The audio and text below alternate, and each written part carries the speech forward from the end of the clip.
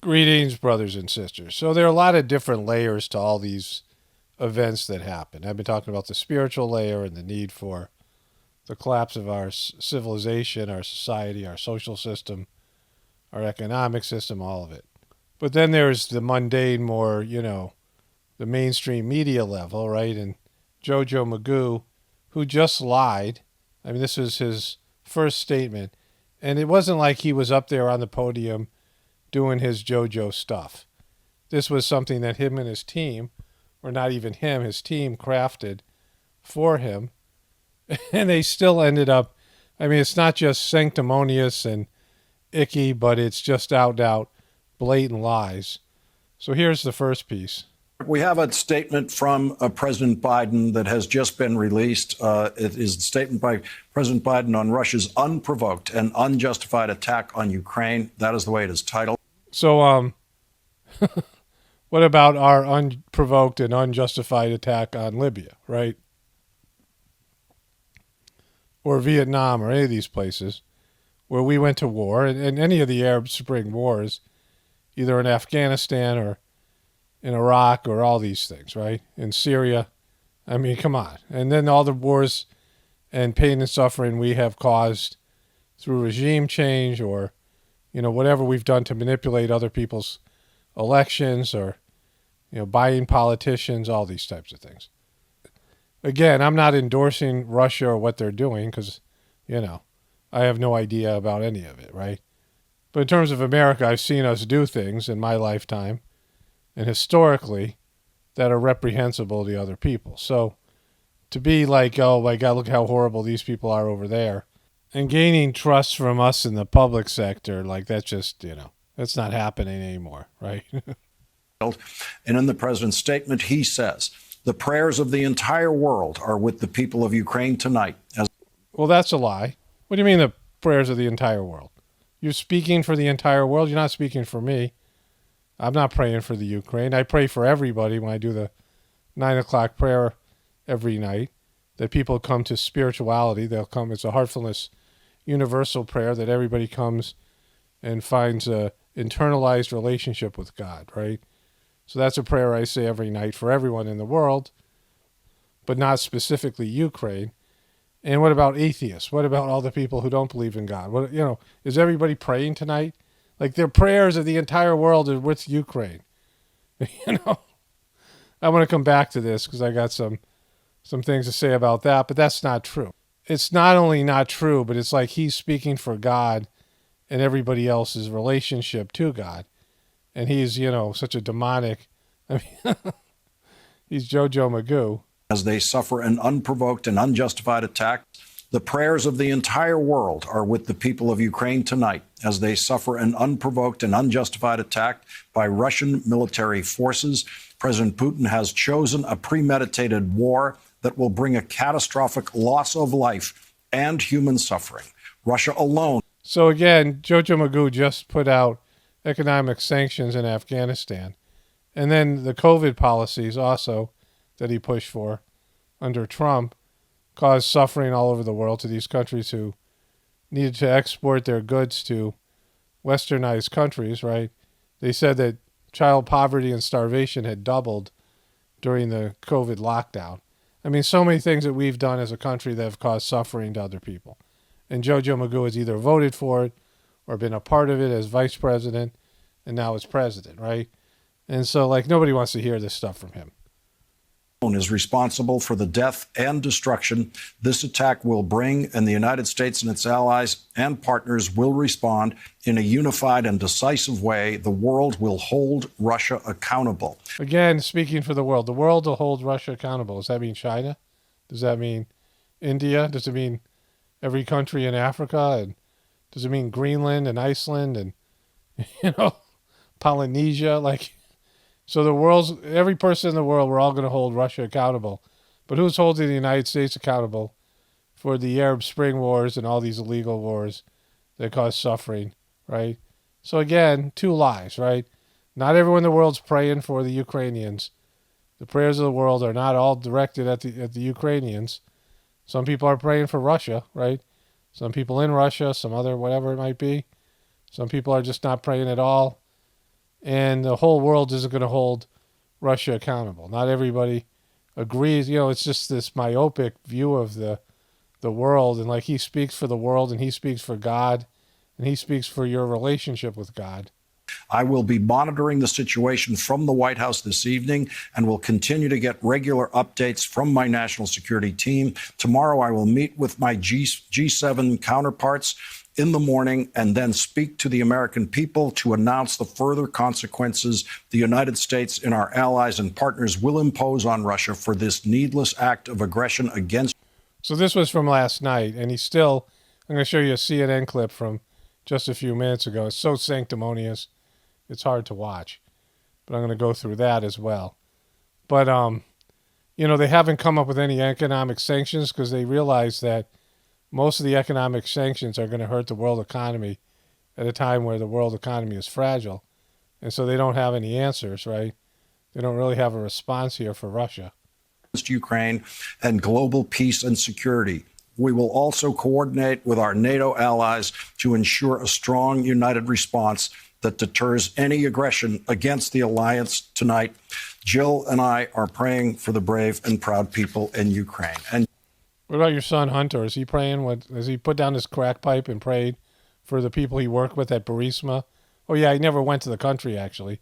He made $1 million and never showed up at his job. But he did smoke crack. Let's be fair here. He did smoke a lot of crack during that time. So before I go to the CNN piece, something to do with the heartfulness meditation. When Babaji, the second master of the system, in the 1940s, I guess maybe in 50s, was it? When World War II was going on, he would hear prayers, like he wrote in his diary, I am hearing prayers from the Germans and the Americans, like the Germans and the various countries fighting on that side, and the Americans and the British and all the Allied forces, right? And he was hearing prayers from both sides, praying to kill the other side and hoping the other side would die. And I thought about this a lot because there is a stage where you reach a certain level of spiritual evolution on the human plane of existence, where you start hearing the prayers of other people, and God through you, you're supposed to answer the prayers in some way or another, right? On a spiritual material level. There are these etheric beings. It's really hard to pray to God directly because God has no mind. God doesn't have an ego or a mind. Effectively, praying to God is really difficult unless you're in close proximity to God, right? And, disembodied souls that aren't on planet Earth, they're at a disadvantage because not being in a body, it's hard for them to really fully understand what human beings are going through here, right? Master Charger used to talk about weeping, that he said in America, if somebody weeps, everybody gathers around, pats them on the back, and tries to console them. But he says, weeping, when you weep, you are in like direct contact with God. There's just a, outpouring of feeling and, energy and communication with God when you, enter into like a weeping, like a deep weeping, if you're really sad about a tragedy in your life or loss of a loved one or something. There's just a deep weeping, right? My wife and I watched Ricky Gervais's his final season of Afterlife. And the first season was brilliant. It was just so great. It was just wonderfully done. The second season sucked so bad. It retroactively made the first season suck, right? But my wife and I said we'd give it another chance. We didn't even watch the full second season. And the third season wasn't as good as the first season, but it was better than the second season. And, it was just a different kind of show. It was about Ricky Gervais had just lost his wife, and he was like, he wanted to kill himself. And there's like really great funny bits in it. He's just like miserable, hateful kind of, angry person. But, the second season, he's just kind of whiny and sad. And I don't know, I guess it goes along with the stages of grief. This third season is better, like I said, than the second season. But it's interesting because the show isn't about him ever being happy again, finding love again. It's he lost like somebody, who was going to be his wife forever, right? That he was never going to be able to replicate the love between him and his now deceased wife. And so it's totally different than anything you'd see in an average TV show or movie, where it's all about moving on and getting past it and getting over it, and on the psychological field. But what people don't understand is, there's such a level of love, you couldn't really recreate it again with another person, right? And that there is the pain of love. Like in the Heartfulness Meditation, there is this idea of the pain of love. I've talked about how I went through this for like a 3-month period some years ago, where, when you penetrate to a deep level in your heart, there's this longing to be one with God. And everybody has it in them. Everybody's soul has it in them. And when I was in this condition, I just didn't care about anything. Like I just was like oblivious to my material life. I went on for some months, and I was like, I just can't live this way, right? Like, I had young kids and things, and I mean, but I was just in such a state where like all I thought about was like returning to God, and there was this deep it wasn't a thought, it was a feeling. Because when you really love something or somebody, particularly somebody, and ultimately God, there's this deep pain you feel when the lover is away from the beloved, right? The beloved. Like you are the lover, and the object of your love is the beloved. And when you're away from somebody that you love so much like this, right? The pain of separation is just something that people can't even understand.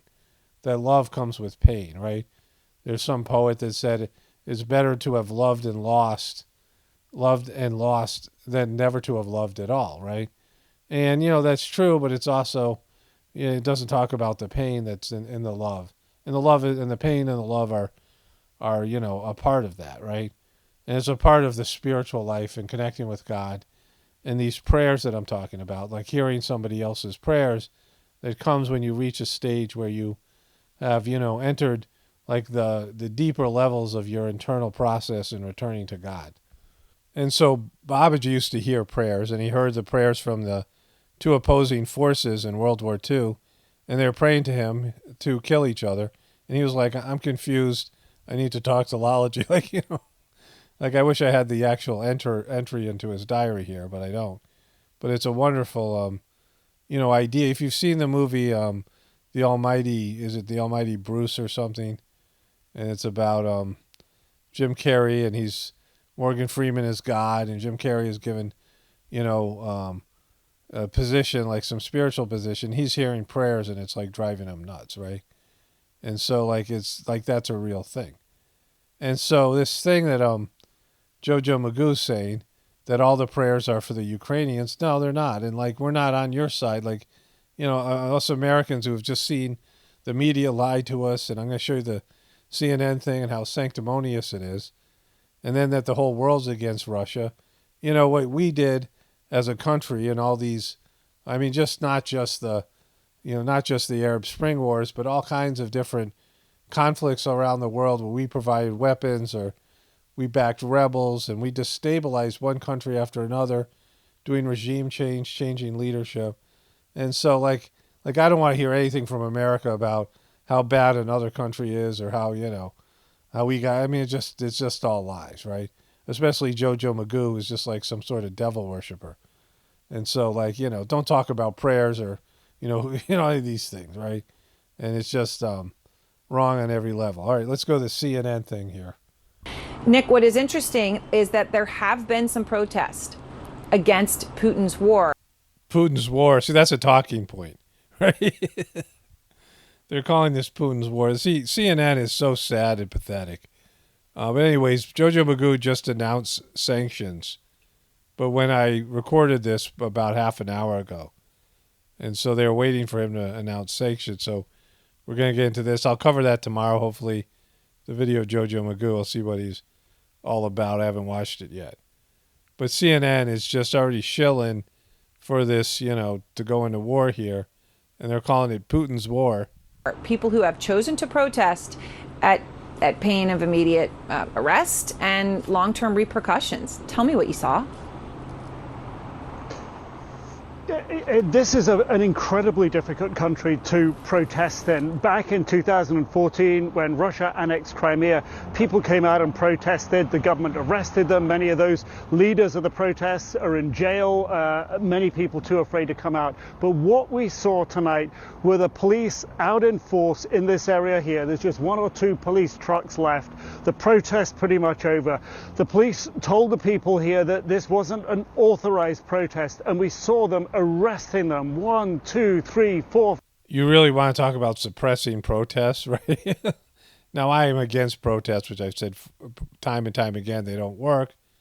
But they're covering this protest. But when there were people protesting Joe Biden, you know, they were called, you know, names and things like this, right? And, you know, suppressed and all the rest of it.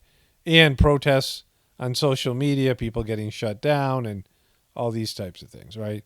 And so don't talk about how bad Russia is when, you know, your contribution at CNN to JoJo Magoo and, you know, the suppression of whistleblowers and people who have an alternative opinion. Come on, bro.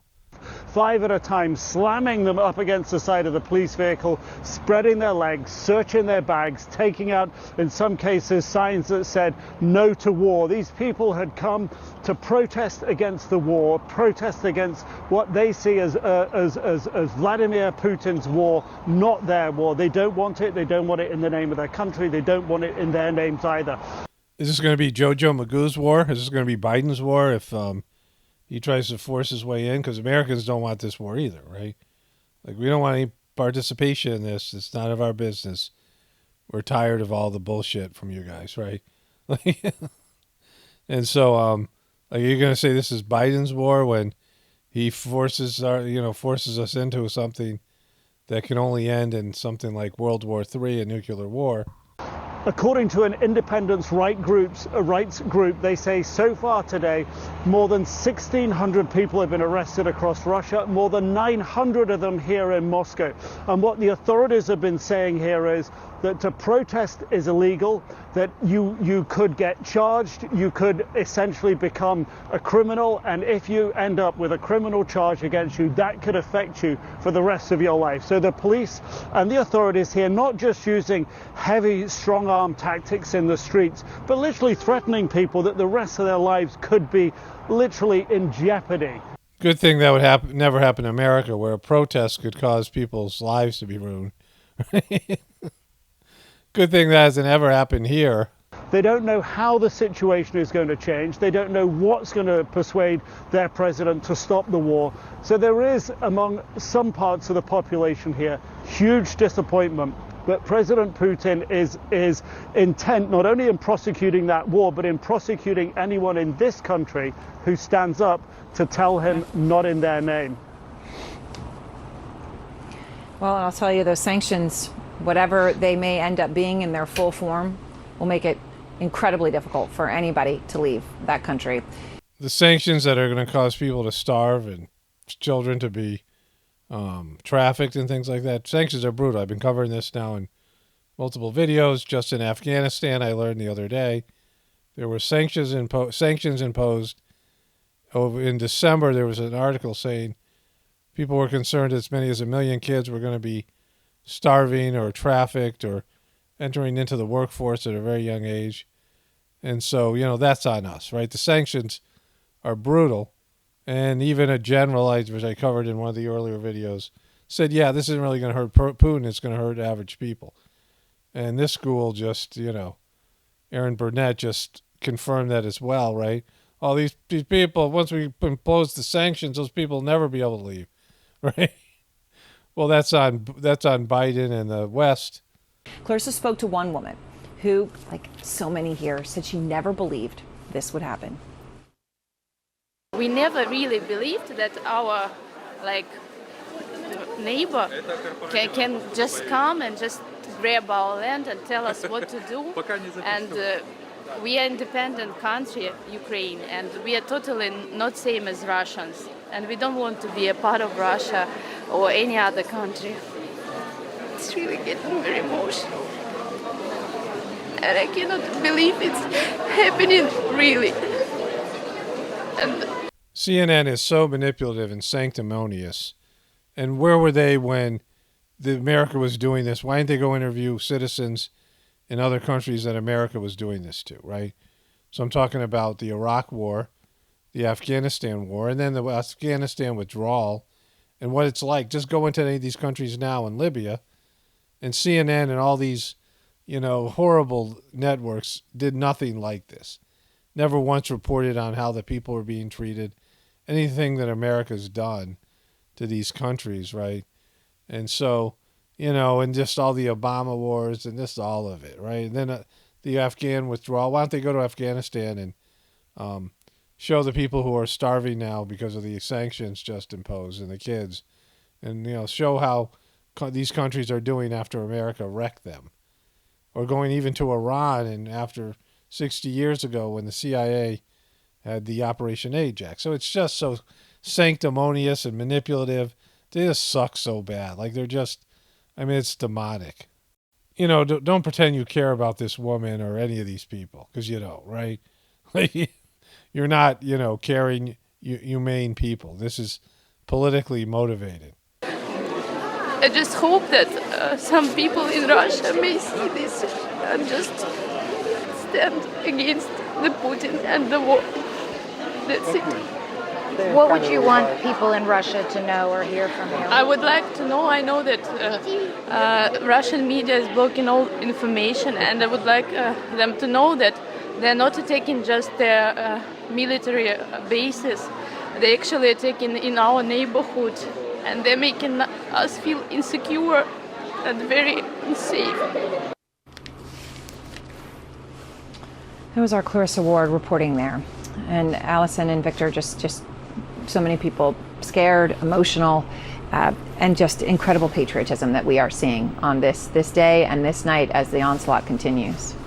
That's the gumball dude, and Allison Camerata, who was dancing with Don Lemons in New Year's Eve. Remember, that was brutal.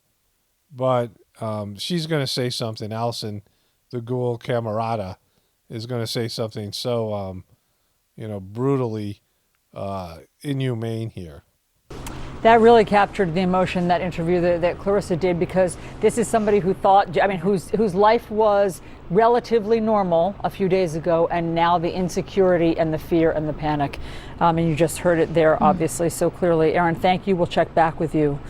President Biden threatening direct sanctions against Putin, but not answering why those are not happening today. So she can't wait for them to happen. She can't wait for those Russian kids to starve and families to suffer.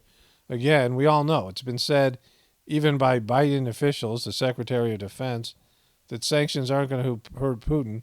They're going to hurt other Russians, the regular, normal, everyday people. And it could have economic fallout globally and hurt all of us, right?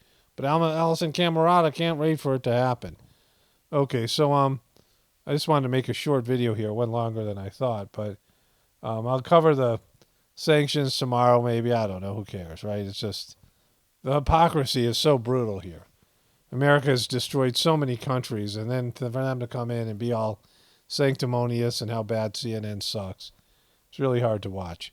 Only spirituality will save this world. It's Paul Romano, definitely reporting from the Apocalypse and the Ascension. Everyone have a blessed day and be grateful.